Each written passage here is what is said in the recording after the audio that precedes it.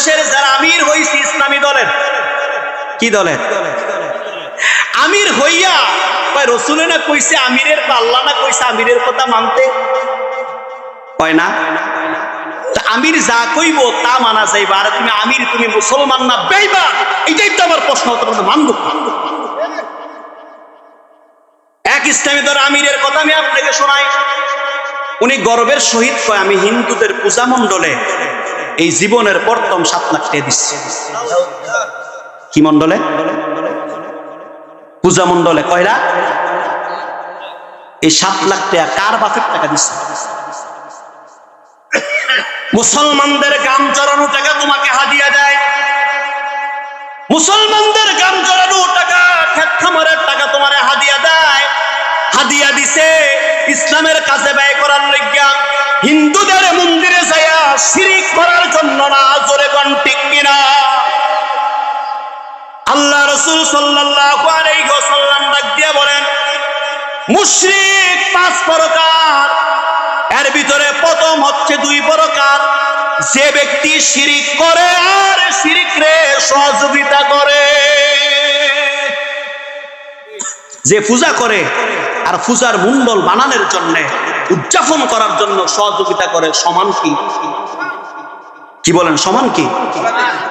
সুদ খায় আর সুদ দেয়, লিখে পাপ সমান না কম বেশি আছে? কথা বুঝেন? ওই হুজুরে মনে গুণ হইতো না, নাকি বলেন?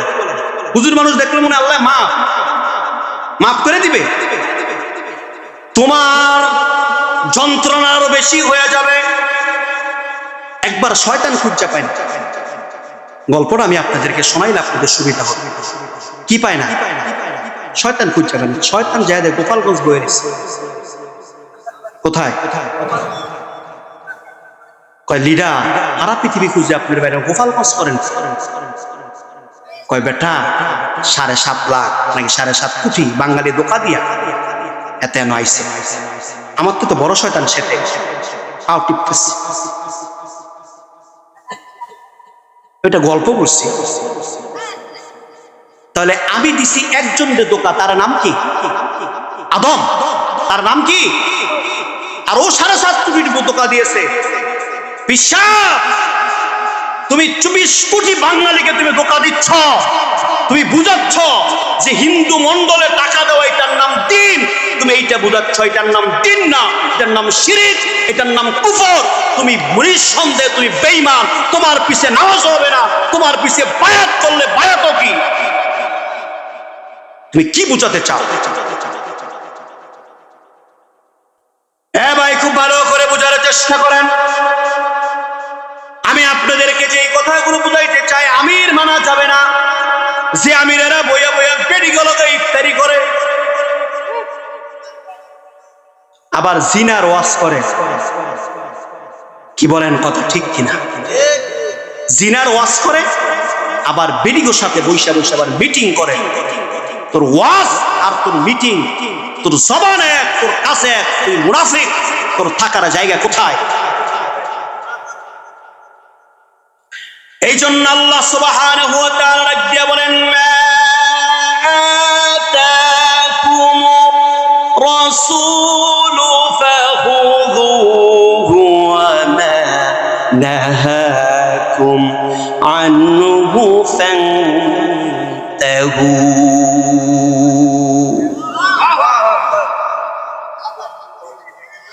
আমি যা দিয়েছি, আল্লাহ রাসূল সাল্লাল্লাহু আলাইহি ওয়াসাল্লাম যা দিয়েছে তা তোমরা গ্রহণ করো, আর যা নিষেধ করেছে তা তোমরা কি করো? বর্জন। তাহলে আল্লাহ রাসূল সাল্লাল্লাহু আলাইহি ওয়াসাল্লাম মূর্তিকে সহযোগিতা করছে না মূর্তি ভাঙ্গা চৌচির করছে? কি করছেন? মূর্তি ভাঙ্গা শেষ করার জন্য আসছে। আল্লাহ রাসূল সাল্লাল্লাহু আলাইহি ওয়াসাল্লাম ডাক দিয়া বলে, হ্যাঁ দুনিয়ার মানুষ আমাকে মূর্তি ভাঙ্গার জন্য পৃথিবীর ভিতরে পাঠাইছে, মূর্তিকে পূজা করার জন্য আর মূর্তিকে সহযোগিতার জন্য না। কি বলেন কথা ঠিক কিনা? আর তোমরা রাসূল কইলো কি আর তুমি করো কি? আবার তুমি কও সুন্নিরা কি বেদাতি করে।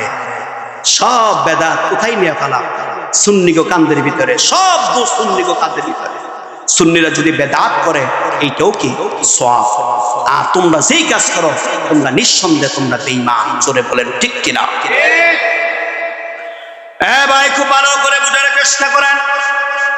আমি আপনাদের সামনে মাযহাব সম্পর্কে বয়ান করতে নিছিলাম। আল্লাহ রাসূল সাল্লাল্লাহু আলাইহি ওয়াসাল্লাম ডাক দিয়ে বলেন, এই দুনিয়ার মানুষেরা শোনো, তোমরা এই দুনিয়ার ভিতরে সমাধানগুলো নিবা। কেমনে করে সমাধান নিবা? আল্লাহ রাসূলের যুগে অনেক বড় মাযহাব হয়েছে, এইটা আমরা জানি না। আল্লাহ রাসূল সাল্লাল্লাহু আলাইহি ওয়াসাল্লাম একদল সাহাবীকে যুদ্ধের ময়দানের ভিতরে পাঠাইছেন। ডাক দিয়ে বলে, সাহাবীরা শোনো, যাও তোমরা যুদ্ধের ময়দানে যে আসরের নামাজ পড়বা। কোথায়? আপনারা কি আমার কথা বুঝেন না? না আপনাদের মনে করেন যে আমি গজল কইতাম এটা বলতেছে? গজল এটা আমার দ্বারা সম্ভব না। আপনারা শুধু শুধু শুনতে চাইলেও কাম হইতেন। আমি ওয়াজের স্টেজে, মাহফিলের স্টেজে গজল কইতে আরেকদিন আমি কম। কথা কি বুঝাইতে পারছি? আপনারা আল্লাহর কোরআন এবং হাদিস থেকে কথাগুলো শোনেন। এগুলো আমাদের সুন্নিয়তের জন্য খুবই দরকার। এই বাংলাদেশটা নিয়ে বড় ব্যথা নিয়ে কথা বলি। বাংলাদেশে একজন ওহাবিও ছিল না, সব ওহাবিগুলো সুন্নি থেকে হইছে। শাহজালাল শাহপরান যখন এই দেশে আসে ওহাবি কেউ ছিল? কেরামতুল সিদ্দিকী যখন এই দেশে আসে ওহাবি কেউ ছিল? জোনপুরের কি যেন বলে নেসারউদ্দিন রহমতুল্লাহ আলাইহি ফুরফুরার পিসাব থেকে যখন খেলাফত নিয়ে দেশে আসে ওহাবি ছিল? সবগুলো ওহাবি এই দেশের ভিতরে এর পরে হয়েছে। খুব ভালো করে বোঝার চেষ্টা, মনে বড় ব্যথা। এই বাংলার জমিনটা সুন্নি ছিল, এই বাংলার জমিনটাকে আস্তে আস্তে আস্তে আস্তে কোরআন হাদিসগুলো সুন্নিয়তের কাছে পেশ না করার কারণে আস্তে আস্তে ওহাবি হয়ে যাচ্ছে। কি বলেন কথা ঠিক কিনা? আল্লাহ রাসূল একদল সাহাবীকে পাঠাইলেন কোথায়? যুদ্ধের ময়দানে। কি বললেন? আসরের নামাজ যে যুদ্ধের ময়দানে যে পড়ে। কিসের নামাজ? আসরের নামাজ। এবার যুদ্ধের ময়দানের ভিতরে গেলেন। যাইতে যাইতে আসরের নামাজের সময়টা ওয়াক্তটা হয়ে গেছে কোথায়? মাঝপথে বা কাছাকাছি যে আসর ওয়াক্ত হয়ে গেছে। সাহাবীদের ভিতরে দুইটা গ্রুপ হয়ে গেলেন। একজন বলেন, রাসূল বলছে আসরের নামাজ যায় কোথায়? যুদ্ধের ময়দানে পড়তে। আরেকজন কয় ওয়াক্ত হইছে, ওয়াক্ত মতো নামাজ পড়া ফরজ, কাজে আসরের নামাজ আগে পড়বো তারপরে যুদ্ধের ময়দানে যাব। দল কয়টা? খুব ভালো করে বুঝছেন। এবার একদল নামাজ পড়লো যুদ্ধের ময়দানে যাইয়া, আরেক দল এই জায়গার ভিতরে কি করলো? নামাজ পড়লো। কিন্তু যেই দলরা যুদ্ধের ময়দানে যে নামাজ পড়ছেন সূর্যের একটু লাল হয়ে গেছিলেন। সূর্য কি হয়ে গেছে? ঝগড়া সৃষ্টি হয়েছে কি হয় না? মতামত। দুই দল আইলেন রাসূলের কাছে যুদ্ধ শেষে। আয়েশা ডাক দিয়ে বললেন, ইয়া রাসূলুল্লাহ, ইয়া হাবিবাল্লাহ, নবী গো, আপনি আমাদেরকে আদেশ করলেন যুদ্ধের ময়দানে যে নামাজ পড়ার জন্য। আমরা একদল যুদ্ধের ময়দানে আপনার আদেশ অনুযায়ী যুদ্ধের ময়দানে নামাজ পড়লাম। আরেকজন অক্ত হয়ে গেছে বিদায় নামাজটা হতে পড়ছে, ওইরা তারপরে যুদ্ধের ময়দানে গেছে। এখন আপনি সমাধান দেন, আমাদের কান নামাজ হয়েছে আর কান নামাজ হয় না। কি দেন সমাধান? আল্লাহ রাসূল সাল্লাল্লাহু আলাইহি ওয়াসাল্লাম কোরআনের আয়াতটা শোনায় দিলেন, ইয়া আইয়ুহাল্লাযীনা আমানু আতিউল্লাহ ওয়া আতিউর রাসূল। তোমাদের দুইজনের নামাজি হয়ে গেছে। সুবহানাল্লাহ। তার কারণ একজন আল্লাহর কথা মান্য করে অক্তমত নামাজ পড়ছ, তোমার নামাজও হয়ে গেছে।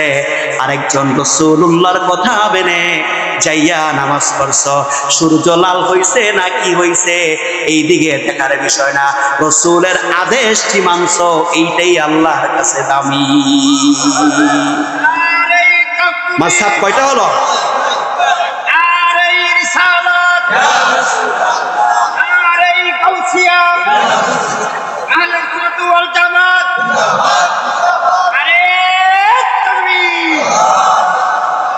তাহলে রাসূল কয়টা মাযহাবের কথা বললেন? তুই ওটাই কি দিলে সমাধান? তাহলে আজকে রাসূল যদি দুই মাযহাবের কথা যদি সমাধান দিয়ে থাকে, আজকে আমাদের দেশে যদি এই দুইটা মত যদি কায়েম হয়, তাহলে তারা বলে যে রাসূলের কথা বাদ দিয়া তারা নতুন কইরা মানে। আরে মূর্খ, তুমি রাসূলের কথা কোথায় কি হয়েছে তুমি জানোই কি? এতে বাংলা বুখারী শরীফ কইরা আলাদা দিছে। কি বুখারী শরীফ? বাংলা বুখারী শরীফ। তা কারি সাহেব, তুমি বাংলা পড়া তুমি কি হইছো? আলাদা হইছো, মুক্তি হইছো। তা বাংলা একটা ডাক্তারি বই পড়া সিজার করো না দেখি, ডাক্তারি বই পড়া। আর আমাদের দেশের মানুষ এত মূর্খ, বাংলা বই পড়া হেতে কি দে বক্তৃতা দেয়, এইটা গ্রহণ করে, একবার বল চিন্তা করে না যে একটা বিল্ডিং বানালে ইঞ্জিনিয়ারের কাছে যায়, অসুখ হলে ডাক্তারের কাছে যায়, সব কিছুর লইগে একজন কারিগর লাগে। আর বাংলাদেশে ওয়াজ আর হাদিস শোনার জন্য কোন কারিগর নাই। সার দোয়ান থেকেও বলে কি কোন কথা ঠিক কিনা? হুজুরের কাছে যাওয়া লাগবে না, ওই ভার্সিটির মালের কাছেও কি বলেন কথা ঠিক কিনা? আরেকজন কারি সাহেব হইছে সারা জীবন ব্যাডমিন্টন খেলছে, এখন সে বড় স্কলার হইছে, বক্তা হইছে, তার ওয়াজ হনে। কত বড় আমাদের গিলু কম থাকলে আমরা এই কাজ করতে পারি? একবারও তো যাই না যে বাংলা বই পুস্তক পড়িন না, একজন ডাক্তারের কাছে যাই আমার স্ত্রী সিজার করে দেন। জীবনে সিজারটা সঠিক হবে? হবে? রুগী মরবো কি মরবো না? ঠিক ততটুক ভাবে বাংলা বই পুস্তক পড়িন না, কোন আলেমের কাছে যে ফতোয়া আনলে ঠিক এমনি করে ইমানটা মরে যাবে। মানুষ কি হয়ে যাবে? বেঈমান। খুব ভালো করে বোঝার চেষ্টা করেন। এবার আসেন, আপনারা কোন মাযহাব মানবেন? আপনারা চারো মাযহাবে যেইটা যেই দেশে চলে ওই দেশে ওইটা মানবেন, এই কথাও রাসূল বলে দিয়েছেন। এটা আমি বলি না, কে বলছেন? মুআয ইবনে জাবাল রাদিয়াল্লাহু তাআলা আনহু ইয়ামেনের গভর্নর হিসেবে পাঠাইলেন। ডাক দিয়ে বললেন, এ মুআয, তুমি এই দেশের ভিতরে যাবা, নতুন নতুন অনেক প্রশ্নের সমাধান তোমার দিতে হবে, তুমি কি করবা? ডাক দিয়ে বললেন, ইয়া আইয়ুহাল্লাযীনা আমানু আতিউল্লাহ ওয়া আতিউর রাসূল, আমি আমার আল্লাহ এবং তার রাসূলের কোরআন এবং হাদিস থেকে, সুন্নাহ থেকে সমাধান দেব। ডাক দিয়ে কয়, কোরআন এবং সুন্নাহ থেকে তুমি সমাধান দিবা, যদি এর ভিতরে যদি না থাকে তাহলে ইয়া রাসূলুল্লাহ আমি ইস্তিহাদ করে, তার মানে আমি গবেষণা করে কোরআন হাদিসের সঙ্গে মিলাইয়া আমি সমাধান দেব। কন্যা সুবহান। আল্লাহ রাসূল ইয়ামানবাসীকে ডাকতে বলেন, এই ইয়ামানবাসী গো, আমি তোমাদের উপর ওয়াজিব করে দিলাম, তোমাদের ইয়ামানের ভিতরে একমাত্র আমার এই সাহাবী মুআয ইবনে জাবালের মাযহাব চলবে, তাছাড়া অন্য কারো মাযহাব চলবে না। সুবহানাল্লাহ, সুবহানাল্লাহ। তাহলে এক দেশের জন্য কি এক? বলেন, এক দেশের জন্য এক মাযহাব। এখন আমরা বাংলাদেশের জন্য কোন মাযহাব? যদি বলেন হানাফি। কি মাযহাব? হানাফি মাযহাব। এখন আমরা বাংলাদেশের ভিতরে যদি কেউ যদি হানাফি মাযহাব যদি শাফি মাযহাব যদি পালন করে, তাহলে সমস্যা আছে কি নাই? কি বলেন, আছে কি নাই? কিছু ইতর মানুষ আছিল, তারা মাযহাব মানত, সুবিধাবাজ মাযহাব। খুব ভালো করে বুঝেন, হানাফি মাযহাবের ভিতরে যদি রক্ত বাইর হয়, ওযু ভেঙে যায়। কি ভেঙে যায়? আর যদি বউরে যদি টাচ করে, হানাফি মাযহাবে ওযু ভাঙে না। কিন্তু শাফি মাযহাবের ভিতরে উল্টাটা, রক্ত বাহির হলে ওযু ভাঙে না, কিন্তু বউরে টাচ করলে কি হয়ে যায়? ওযু। এবার কিছু ইতর লোক বড় যে টাচ করে, আমি হানাফি মাযহাব না, কন্যা না হচ্ছে। এই ইতর দিনে আবার যখন রক্ত বাইর হয়, তার ওযুর কথা কইলে আমি শাফি মাযহাব না। কথা কি বুঝাইতে পারছি? সুবিধাবাজ কিছু ইতর তৈরি হয়ে গেল। তখন যখন নাকি ইতর তৈরি হয়ে গেল, এই মুআয ইবনে জাবাল রাদিয়াল্লাহু তাআলা আনহুর হাদিসটা টেনে সমস্ত ফকিরা বসে মত দিয়া দিলেন, এক দেশের ভিতরে দুই মাযহাব মানা সম্ভব না। যেই দেশের ভিতরে যেই মাযহাবের প্রভাব সবচাইতে বেশি, ওই দেশের ভিতরে সাতি মাযহাবের লোক মিলে হানাফি মাযহাব মানবে। আর যদি সাতি মাযহাবের প্রভাব যদি বেশি হয়, ওই দেশের সবাই হাতে গোনা মুষ্টিময় কয়েকজনের হানাফি মাযহাবের প্রয়োজন নাই, তারা সবাই মিলে সাতি মাযহাব মানবে। চিল্লাইয়া বলেন না আলহামদুলিল্লাহ। সমাধান হয়ে গেছে, সুবহানাল্লাহ। এখন আমরা কোন মাযহাবে? আমি হানাফি মাযহাবের গুরুত্বটা আমি আপনাদেরকে 10 মিনিট টাইম আছে, এর ভিতরে দিয়ে শেষ করবো ইনশাআল্লাহ। আর না হলে আপনারা বলবেন যে হানাফি মাযহাবটা কি, এইটা আবার কি, এটা আপনাদের ভিতরে কুধারণা কি সৃষ্টি হয়ে যাবে। এ আল্লাহর বান্দা, খুব ভালো করে বোঝার চেষ্টা করেন। হানাফি মাযহাব এমন একটি মাযহাব, যেই মাযহাবের ইমাম যিনি, উনি 40 বছর পর্যন্ত এশারের উযু দিয়া ফজরের জামাত আদায় করছে। কন্যা সুবহান। কয় বছর? এখন ওই কারি সাহেবেরা মূর্খ, তো ওই কারি সাহেবরা কয় আর কি বিবির প্রয়োজন হয় না? 40 বছর লাগাইয়া রাইট করে ফজরের কি যেন বলে, এশারের আজান দিয়ে, কিসের আজান? ফজরের নামাজ পড়ছে, কি বিবির প্রয়োজন হয় না? যার ধারণা যা, তার জ্ঞান বুদ্ধিও কি, যে যেমন তার ধারণাও কি। জোরে কোন কথা ঠিক কিনা? এই বিবির প্রয়োজন সম্পর্কে আমি একটি হাদিস আমি আপনাকে শোনাই। কয়টি? এরাজি বিবির পাগল আর সাহাবায়ে আজমাইনদের বিবি কারেক্ট শোনাই। আল্লাহ রাসূল সাল্লাল্লাহু আলাইহি ওয়াসাল্লামের কিছু সাহাবীরা নতুন বিবাহ করে ঘরের ভিতরে আনলেন। আল্লাহ রাসূল সাল্লাল্লাহু আলাইহি ওয়াসাল্লাম যুদ্ধের জন্য ঘোষণা করে দিলেন। কিসের জন্য? যুদ্ধের জন্য ঘোষণা করে দিলেন। ঘোষণা করে দেওয়ার সঙ্গে সঙ্গে কিসের বোর চেহারা দেখবে আর কিসের কি দেখবে? কয়, বউ তুমি আমার আল্লাহ এবং তার রাসূল ডাক দিয়েছে, আমার কাছে বউ তুচ্ছ, আল্লাহ আর রাসূল আমার কাছে অনন্য। আর এই কারি সাহেবের কাছে বউ অনেক দামি। কন্যা নাউজুবিল্লাহ। বোর দিকে ফিরেও তাকায়, ডাক দিয়ে কয়, বউ দেখা হবে আসরের ময়দানে, আমি চলে গেলাম জান্নাতে। ইমাম আবু হানিফা হাদিসের এমন নিশা ছিল, ইমাম আবু হানিফা রাহমাতুল্লাহি আলাইহি এই হাদিসগুলো সংগ্রহ করতে যাইয়া রে ভাই, একদিন আর 2 দিন নয়, 86 বছর হায়াত পাইছেন। 86 বছর হায়াতের ভিতরে উনি 40-45 বছর পর্যন্ত খালি একটি শুকনা রুটি আর খেজুর খেয়ে দিন কাটাইছে।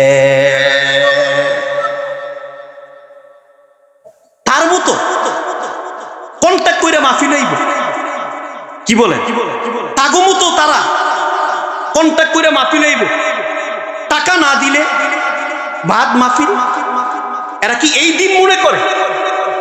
ইমাম আবু হানিফার জিন্দেগি যদি তালাশ করেন, উনি ওই যুগে সবচাইতে বড় কি ছিলেন? ধনী ছিলেন। উনি মৃত্যুর সময় ওই যুগের 60 কোটি টাকা উনি ইসলামের জন্য একবারে অক্ষ করে দিয়ে গেছে। ওই যুগের 60 কোটি টাকা এখন কি আল্লাহ বুঝেন?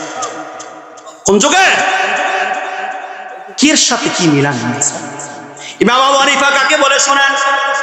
উনি একবার নয়, 2 বার নয়, বহুবার আমার আল্লাহকে উনি স্বপ্নের যুগে সরাসরি সাক্ষাৎ করেছেন। এর নাম কি? আবু হানিফা। একটি এলেমের কথা আমি আপনাকে শোনাই, একটি ফিকির কথা আমি আপনাকে শোনাই। এর ভিতরে আমি আরেকটু বলে নিই। মাসআব কয়টা?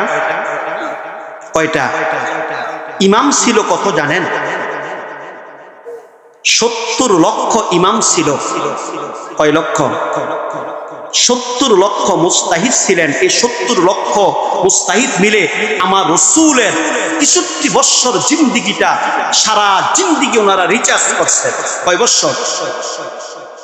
70 বছর পর্যন্ত। খুব ভালো করে বোঝার চেষ্টা করেন ভাই। ইমাম আবু হানিফা রাহমাতুল্লাহি আলাইহি মাযহাব হয়েছে 4টা, কিন্তু 70,000 কি ছিল? মুজতাহিদ ছিলেন, হাদিস সংগ্রহকারী ছিলেন, কিন্তু মাযহাব কয়টা মাত্র? ইমাম বুখারী রাহমাতুল্লাহি আলাইহির কাছে এক মহিলা একদিন মাযহাব মানে একটি মাসালা নিয়ে গেছেন। আবু হানিফা জগৎ বিখ্যাত একজন কিরিস ছিলেন, মুহাদ্দিস ছিলেন, হাদিস বিশেষজ্ঞ ছিলেন। উনি একটা নয়, দুইটা নয়, উনি 7 লক্ষ হাদিসের হাফেজ ছিলেন। সুবহানাল্লাহ। ইমাম আবু হানিফা রাহমাতুল্লাহ, ওনার কাছে এক মহিলা যে বলেন, ইমাম বুখারী রাহমাতুল্লাহি আলাইহি আপনার কাছে একটি মাসালা নিয়ে আসছি। কয় কি মাসালা? কয় আমার ছাগলের বাচ্চাটা মরে গেছে, মানে ছাগলটা মরে গেছে, বাচ্চাটা রেখে গেছে। ছাগলটা কি মরে গেছে, বাচ্চাটা রয়ে গেছে। খুব ভালো করে বোঝার চেষ্টা করে। তাহলে ছাগল মরে গেছে, বাচ্চা কি? হুজুর আমি তখন কি করব? বাচ্চাটা মরে যায়, আমার স্তনের দুধ আমি এই বাচ্চাটারে খাওয়াইছি। কারে? ছাগলের বাচ্চারে। কার? মহিলার স্তনের। এখন আমার প্রশ্ন, হুজুর আপনি বলেন তো দেখি, এই এই আমার ছেলে আর এই ছাগলের বাচ্চাটা সম্পর্কে কি হয়? দুধ ভাই বোন হয় না দুধ ভাই হয় না কি হয়? একটু আমাকে বলেন। কার কাছে গেলেন? কার কাছে গেছে? ইমাম আবু হানিফার কাছে। চেড়ক দিয়ে বলেন, হ্যাঁ হুজুর আপনি বলেন আমার ছেলে আর এই ছাগলের বাচ্চাটা সম্পর্কে কি হয়? ডাক দিয়া কয়, আবু হানিফা ডাক দিয়া কয়, সম্পর্কে দুধ ভাই বোন হয়। কি হয়? দুধ ভাই বোন হয়। এই মশালা দেওয়ার পরে সমস্ত জায়গার ভিতরে মানুষগুলা হইচই শুরু করে দিলেন। ইমাম বুখারী রাহমাতুল্লাহি আলাইহি কি বললেন? তারা দুধ ভাই বোন হয়। সমাজের ভিতরে একটা বিশৃঙ্খলা সৃষ্টি হয়ে গেলেন। এবার সামনের দিকে অগ্রসর হলেন আবু হানিফাকে সমাজের বিতাড়িত করার, ইমাম বুখারীকে সমাজের থেকে বিতাড়িত করার চেষ্টা করেন। ভাই খুব ভালো করে বোঝার চেষ্টা করেন। যখন দেশটা উত্তেজনা হয়ে গেলেন, ইতিমধ্যে নিয়ে গেলেন ইমাম আবু হানিফার কাছে। এই মাসালার সমাধানটা কি আপনি একটু বলেন? ডাক দিয়া বলে, মানুষের দুধ ভাই বোন হয়, কিন্তু অন্য জাতি কোনোদিন মানুষের ভাই বোন হতে পারে না। তাহলে হাদিস এক জিনিস, আর কোরআন এবং হাদিস রিসার্চ করে ফতোয়া দেওয়া কি আরেক জিনিস। যারা কোরআন এবং হাদিস মিশ্রিত করে এই পৃথিবীর ভিতরে মাত্র 4 জনই দিতে পারতেন, ইমাম আবু হানিফা, ইমাম শাফি, ইমাম হাম্বল, ইমাম মালিক। এ কয়জন? এই 4 জন ব্যতীত আর কেউ কোরআন হাদিস রিসার্চ করে কি দিতে পারতেন না, কোন ফতোয়া দিতে পারতেন না। এই জন্য 4টি মাযহাব হয়ে গেছে। ভাই খুব ভালো করে বোঝার চেষ্টা করেন। ইমাম আবু হানিফা রাহমাতুল্লাহি আলাইহি আমরা এমনি করে মানি না। ইমাম আবু হানিফা রাহমাতুল্লাহি আলাইহি প্রত্যেকটি মাসালা একদম সঠিক কোরআন হাদিস এবং জ্ঞান রেখে মাসালা দিয়েছেন। আমি আপনাকে একটি মাসালার কথা আমি আপনার সামনে অগ্রসর হয়ে আমি আপনার সামনে বলার চেষ্টা করি। ফজরের সময় যখন সূর্য যখন লাল হয়, ওই লাল হওয়ার সময় নামাজ পড়া হানাফি মাযহাবে কি মাকরুহ। নামাজ পড়া কি যাবে না। এখন ইমাম আবু হানিফা রাহমাতুল্লাহ আলাইহির মাযহাবের ভিতরে মাকরুহ, আল্লাহ মাযহাবিরা কয় মসজিদের ভিতরে নামাজ পড়া নিষেধ করা দুঃসাহস কে দিয়েছে? কে কয়? আল্লাহ মাযহাবিরা। তো মসজিদে নামাজ পড়ো, মসজিদে কি পড়ুম? নামাজ পড়ুম। দুঃসাহস কে দিয়েছে নিষেধ করা? খুব ভালো করে ইমাম আবু হানিফা রাহমাতুল্লাহ আলাইহি রাসূলের হাদিস নিয়ে আসলেন, যখন নাকি সূর্যটা লাল হয় মানুষগুলো সূর্যের পূজা করে। কি করে? সূর্যের। ইমাম আবু হানিফা রাহমাতুল্লাহ আলাইহি ডাক দিয়ে বললেন, আমার রাসূল বুখারীর হাদিস বর্ণনা করেন, আমার রাসূল বলে গেছেন যেমন একটি যোগ আসবে, ওই যোগের ভিতরে আমি সবচাইতে বেশি ভয় করি 3 শ্রেণীর মানুষদেরকে নিয়ে। কয় শ্রেণীর? এর ভিতরে 1 নাম্বার আমি আলেমদেরকে নিয়ে ভয় করি। আলেমরাই আমার ইসলামের বিকৃতি ঘটাইবে। কারা? আলেমরা। আজকে আলেমরা এই সমাজের ভিতরে ইসলামের বিকৃতি ঘটাচ্ছে। এই যে ওহাবী আলেমরা আজকে সমাজকে ধ্বংস করছেন, আজকে কোরআনকে ধ্বংস করছেন, হাদিসকে ধ্বংস করছেন। জোরে কোন কথা ঠিক কিনা? 2 নম্বরে আল্লাহ রাসূল দিয়ে বলেন, আমি ভয় পাই আমার উম্মতগুলো বিধর্মীর সঙ্গে মিশে যাবে। ইমাম আবু হানিফা রাহমাতুল্লাহি আলাইহি ডাক দিয়ে বলেন, মুসলমানের চলাফেরা কোনো বিধর্মীর সঙ্গে মিলতে পারে না। এই জন্য যখন নাকি সূর্য উদিত হয় তারা সূর্যের পূজা করতে পারে, কিন্তু মুসলমান কোনোদিন এই সময় আল্লাহর পূজা করবে। তার কারণ মুসলমানদের ইবাদত পুরো পার্থক্য করে দিলেন। শুধু তাই নয়, আমাদের হানাফি মাযহাবের মসজিদের ভিতরে লাল বাতি জ্বালানো হয় কিসের সময়? নামাজ। লাল বাতি জ্বালানো হয় না কোন টাইমে? বিশেষ করে বয়ানের সময়, শুক্রবারে। কি বলেন, কথা ঠিক কিনা? এখন এই জায়গার ভিতরে দেখবেন যারা আছে নামাজ সাবি চাই আল্লাহু আকবার 2 রাকাত সুন্নতের নিয়ত করে ফেলে। কি বলেন, আছে না? এই যে সুন্নত পড়াটা এটা মাকরুহ। এটা কি? ওই সময় তাসবিহ পড়া মাকরুহ, ওই সময় কথা বলা কি? কেন? আল্লাহ রাসূল সাল্লাল্লাহু আলাইহি ওয়াসাল্লাম বলেন, লা সালাতা ওয়া লা কালামা ইলাল মিম্বার। যখন নাকি ইমাম সাহেব মিম্বারের ভিতরে বসে পড়ে, লা সালাতা, কোন সালাত মানে কোন নামাজ পড়া যাবে না। লা কালামা, কোন কথাবার্তাকে বলা যাবে না। কথা কার? রাসূলের। এই রাসূলের কথা ইমাম আবু হানিফা রাহমাতুল্লাহি আলাইহি চিন্তা করলেন, গবেষণা করলেন। রাসূল এই কথা না বললেন, আমার মাযহাবের ভিতরে এটা কঠিনভাবে দায়িত্ব দিতে হবে, কঠিনভাবে এটা পরখ করতে হবে। তার কারণ হচ্ছে, যেমন আমি আপনাকে একটা এক্সাম্পল দিচ্ছি। এই দেখেন, আমি এখানে বয়ান করছি, হুজুর যখন আসতেছে একটি স্লোগান হইছে না? আমাদের বয়ানে ডিস্টার্ব হইছে না? কথা বলেন, হইছে না? আমি স্লোগানের বিপক্ষে না, আমি আপনাকে এক্সাম্পলটা বুঝানোর জন্য। বয়ানের কি হইছে? ডিস্টার্ব হইছে। ঠিক ততটুক ভাবে যখন নাকি ইমাম সাহেব বয়ান করে, একজন মনে করেন নামাজ সাবি যাইয়া বা অথবা একজন সাফি মাযহাবের যাইয়া ইমাম সাহেবের সামনে আল্লাহু আকবার দুখুল মসজিদের নিয়ত করলো, ইমাম সাহেবের বয়ানে ডিস্টার্ব হবে কি হবে না? হবে কি হবে না? এই জন্যই বলছে সেই দেশ সেই মাযহাব, ওই দেশে সবাই ওইটাই কি করতে হবে? পালন করতে হবে।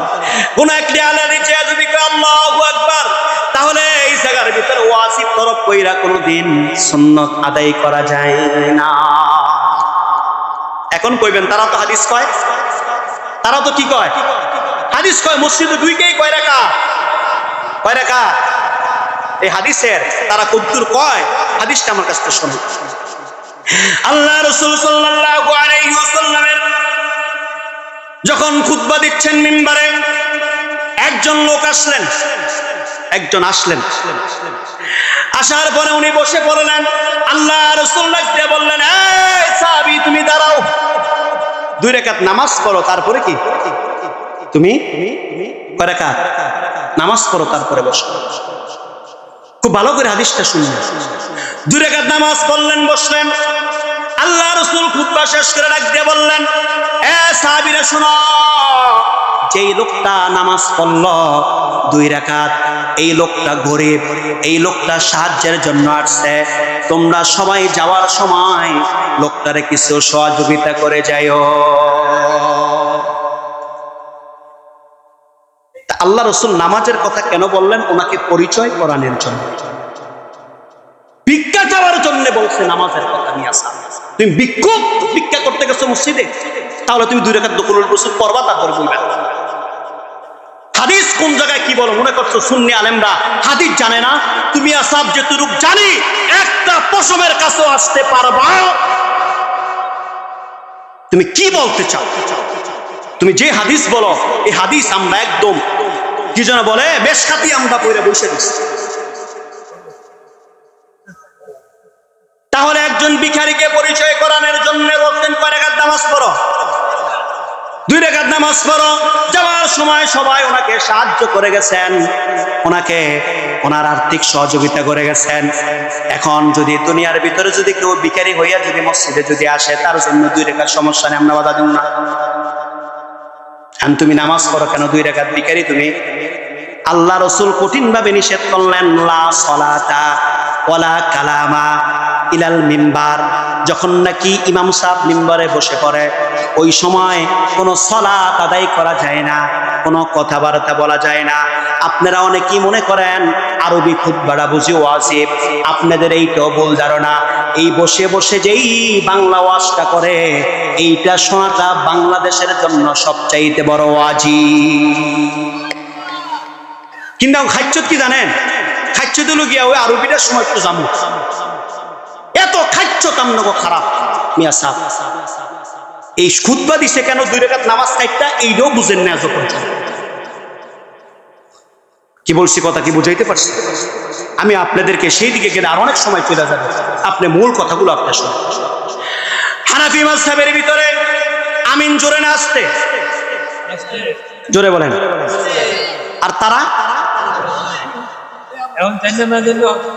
লয়ে কি আবার দলিল দেখি মদিনার ভিতরে কয়, কোথায়? মক্কার ভিতরে কয়। এখন আপনি যদি মদিনার মক্কার উদাহরণ দেন, আমি একটা উদাহরণ দেই, নেন উদাহরণটা।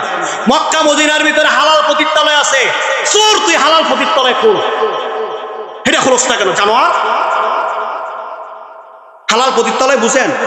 বিয়া ফরাইব, আকাম করবো, তারপর আবার তালাক দিয়ে চলে দিব। চোর তুই এটাও খুল, ও এটা জায়েজ। তুই মক্কা মদিনার উদাহরণ দেস কেন? মক্কা মদিনার উদাহরণ কেন দেস? আল্লাহ রাসূল সাল্লাল্লাহু আলাইহি সাল্লাম বলছেন, মক্কা মদিনার মানুষের সঙ্গে কোন প্রকার পৃথিবীর ভিতরে কুচমৎকার বা কুকথা চলে। মক্কা মদিনার কুকুরকেও সম্মান করে বলতে হয়, যেটা মদিনার কুকুর কুত্তা বলা যায় না। জানো হাদিস জানোস না, দিন জানোস না। তোমার মতো জানোয়ার একজন ছিল ইয়াজিদ। সেই ইয়াজিদ মক্কার মসজিদের ভিতরে বড় দর্শন চালাইছে, মক্কার মসজিদের ভিতরে গরু বানছে, গাধা বানছে। তুমি আর কেউ না, তুমি একজন ইয়াজিদ। আমাদের বুঝতে আর বাকি থাকে মক্কা মদিনার তুলনা দাও মিয়া সাহেব। মনে করছো কি আমরা মক্কা মদিনা জানি না? তাহলে আমিন কি আসতে না জোরে? এই কথা কোথায় কোথায় থেকে আল্লাহ সুবহানাহু ওয়া তাআলা দিয়ে বলেন, ওয়া ইযা কুরিআল কুরআনু ফাসতামিউ লাহু ওয়া আনসিতু লাআল্লাকুম তুরহামুন। সুবহানাল্লাহ। কয় যখন কোরআন তেলাওয়াত কি হবে? কোরআন যখন কি হবে? তেলাওয়াত হবে, তোমরা কি থাকো? চুপ থাকা কি ওয়াজিব? কি বলেন? চুপ থাকা। আর তারা কয় ফাতিহা ছাড়া কি হয় না? ফাতিহা ছাড়া, ফাতিহা ছাড়া যে নামাজ হয় না হয়, আমি একটা দলিল আপনাদেরকে দেই। ধরেন একজন লোক আইসা প্রথম রাকাত পায় নাই, আইসা রুকু পাইছে, তার এই রাকাত এই রুকু পাইলে কি পুরা রাকাত হয়ে যায় না? তাহলে এই রাকাতের ফাতিহা সুর তোর কই গেল? তুই সুর বলে যে ফাতিহা ছাড়া কি হয় না নামাজ হয় না, এই রাকাতের ফাতিহা গেল কই? কথা কি বুঝাইতে পারতেছি? খুব ভালো করে বুঝায়। যখন কোরআন তেলাওয়াত হয় তখন কি হবে? মানুষ চুপ থাকবে। চুপ থাকাটা কি? ইমাম আবু হানিফা রাহমাতুল্লাহ আলাইহি ওনার মাযহাবে চুপ থাকাটা চালু করলেন। একবার শাফি মাযহাবের মানে শাফি মাদ্রাসা পাশ দিয়া তুমি যাইতে লইছিলে, সব সাফি ইমাম শাফি সাহেবের সব ছাত্ররা আইসা আবু হানিফারে গিরিন দিয়েছেন। এতদিনে দাদা ওস্তাদের পাইছি, হ্যাঁ এই মাসালা জিগায়, হ্যাঁ ওই মাসালা জিগায়, ওনারে চতুর্দিক দেখালে কি করে জিজ্ঞাস। ইমাম আবু হানিফা রাহমাতুল্লাহ আলাইহি ডাক দিয়া কয়, হ্যাঁ আমার নাতি ছাত্ররা শোনো, তোমরা সবাই যদি বলো আমি কারটা জবাব দেব বলো। একজনেরটাও জবাব দেওয়া সম্ভব হয় না, একজন বলো আর বাকি সবাই চুপ থাকো। এটা হচ্ছে আদব। তোমাদের উস্তাদ কি তোমাদেরকে আদব শিখায় নাই? ইমাম শাফি রহমতুল্লাহ আলাইহির ছাত্ররা বড় বিচক্ষণ ছিলেন, বড় জ্ঞানী ছিলেন। জিব্বাত কামড় দালাইছে। হাইরে আমাদের দাদা আমাদের কি কইল যে আদব, একজন বললে সবাই কি থাকা, তার মানে সূরা ফাতিহা বললে তো আমাদের চুপ থাকতে হবে। সুবহানাল্লাহ। কোথায় থেকে কোন উত্তর দিয়ে দিছেন? ইমাম শাফির ছাত্ররা কয়, দাদা আমাদেরকে মাফ করে দেন, আপনার মাযহাবের সিদ্ধান্তই সঠিক সিদ্ধান্ত। সুবহানাল্লাহ। আমার কথা কি বুঝতে পারেন? এবার আসেন আমি 2 নম্বরে যাই। আমিন কি? জোরে না আস্তে? এই আমিন জোরে না আস্তে? আপনি যদি জোরে যদি বলেন আর আস্তে যদি কোন, হাদিস কোনটা সঠিক আর কোনটা বেঠিক আমি আপনাকে বলাই দিচ্ছি। আল্লাহ রাসূলের একজন সাহাবী ওয়েল, নামটা কি? ওয়েল, নতুন মুসলমান হইছে। রাসূল বললেন, তুমি নতুন মুসলমান হইছ, তোমাকে আমি আমার সঙ্গে করে আমি নিয়ে যাব দিন প্রচারে। সুবহানাল্লাহ। ওয়েলকে সঙ্গে করে দিন প্রচারে নিয়ে গেলেন। যাওয়ার পরে ওয়েল বললেন, আমি তো নামাজ জানি না, কিছুই জানি না, আমি রাসূলের সঙ্গে সঙ্গে দাঁড়ায় নামাজ পড়লাম। তবে রাসূল 20 দিন আমি সফরে ছিলাম, 20 দিনে রাসূল আমাকে আমার সঙ্গে 3 বার আমিন জোরে বলছে। কন্যা সুবহানাল্লাহ। কয়বার? সফরটাই ছিল কয়দিন? 20 দিন। আমিন জোরে কয়বার? এখন 20 দিনে নামাজ কয় ওয়াক্ত? 100 আমিন জোরে কইছে কয়বার? আর বাকি দিন জোরে কন। এখন ওই ওয়েল ডাক দিয়া কয়, আল্লাহ রাসূল যদি সূরা আমিন যদি না কইতো আমি বুঝতাম না যে নামাজের ভিতরে যে আমিন একটি শব্দ জি বলা লাগে। কন্যা সুবহান। আল্লাহ রাসূল ডাক দিয়া কয়, আমি ওয়েলডে শিক্ষা দেওয়ার জন্য আমি মাত্র আমার জীবনে 3 বার আমিন জোরে কইছি। কয়বার? 3 বার আমিন কি জোরে কইছি। ভাই খুব ভালো করে বুঝার চেষ্টা করেন। আর বাকি সারা জীবন দশাই কি আস্তে। এখন সর্বশেষে 3 বারের পাওয়ার বেশি হয়ে গেল, আর সারা জীবনের পাওয়ার কি? এটা হাদিস বলে না, এগুলা শয়তানি। কি বলেন? কি তোমরা কি নতুন মুসলমান হইছ? খুব ভালো করে বোঝার চেষ্টা করেন। এ ভাই, আল্লাহ রাসূল সাল্লাল্লাহু আলাইহি ওয়াসাল্লাম ডাক দিয়া বলেন, হে দুনিয়ার মানুষেরা শোনো, তোমরা সূরা ফাতিহার শেষে আমিনটা বলবা, আস্তে করে তোমরা বলবা। জোরে যদি বলো তাহলে অন্য কারোর নামাজের দৃষ্টিভঙ্গি যাবে, এইটা একটা তামাশার মতো হয়ে যাবে, নামাজের মনোযোগ নষ্ট হয়ে যাবে। চিল্লায়া বলেন না নাউজুবিল্লাহ। আসেন সর্বশেষ আমি আপনাদেরকে আরেকটি হাদিসের সমাধান দিয়েই আমি আপনাদের এখানে ইতি ঘটায় দেব ইনশাআল্লাহ। আমাদের দেশের ভিতরে হাত বাঁধা এনো এনো এনো আছে কি নাই? কদ্দুর তুলবো না তুলবো দলিল ওনারা বুখারী শরীফে কইছে, দলিল মক্কা মদিনায় কইছে। মক্কা মদিনায় কোন মাযহাব মানে এটা জানেন? আর কি মাযহাব মানে না না মানে আপনার তো এগুলা গিলু হইছে না বুঝার, দেখে শুরু করে দিছে। আমি আপনাদের এখানে যে বয়ান শুরু যদি করি এমন কিছু অজানা তথ্য আমি আপনাদেরকে দিতে পারবো যেটা আপনি জিন্দেগিতে আপনি শোনেননি। খুব ভালো করে বোঝার চেষ্টা করেন। এবার হাত কোথায় তুলবে? কেউ কাঁধ, ওরা বলে কাঁধ, কানে, এরপরে লতি, কুন্ডা করবে বুক পর্যন্ত, কাঁধ পর্যন্ত, লতি পর্যন্ত।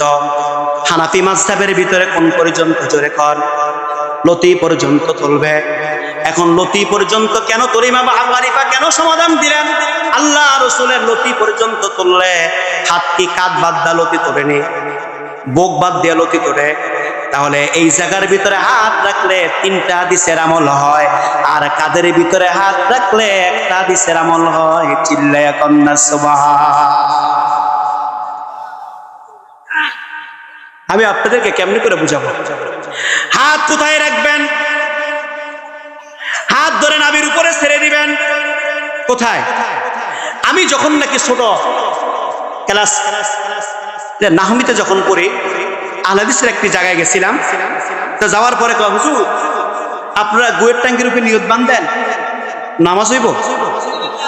আমি পট করে কইলাম, আমারটা হইল না, বুঝলাম। আপনি যে গুয়ের ট্যাঙ্কি লইয়া নামাজ পড়েন, এটা হইব না। কি বলেন? এটা হবে? এই জন্য ভাই আপনারা সহজ সরল মনে করিয়েন না। আল্লাহর ওলিরা এই দেশের ভিতরে প্রকৃত দিন দেয়া যায় না, এরকমটা কি করেন না, মনে করিয়েন না। আল্লাহর ওলিদের দিনই ছিল প্রকৃত কি দিন। আর এখনকার দিনের হচ্ছে ব্যবসায়ী দিন আর শয়তানি দিন। জোরে কোন কথা ঠিক কিনা? এখনকার দিন হলো ক্ষমতায় যাওয়ার দিন, আর এখনকার দিন হলো পেশা কিনার দিন। এখনকার দিন হলো ভোট কিনার দিন। যেই বাজার চলছে, এই বাজারের ভিতরে যারা গ্রিন মাইরে বসে রয়েছেন, খোদার কসম কিয়ামতের ময়দানে আমার রাসূলের সামনে দাঁড়াইতে হবে, ওলিয়া উলিয়াদের সামনেও দাঁড়াইতে হবে। কেমনে করে জান্নাতে যাবেন? সেদিন আমি সালাউদ্দিন সালিও থাকবো, আপনার লামা সাবি বলেন আর ওহাবি বলেন, খারিসি বলেন, যা বলেন তারাও থাকবে। দেখবো আমার সঙ্গে দলিল দিয়ে আপনাকে কেমনে করে জান্নাতে যায় দেখবো, কেমনে করে নাই দেখবো।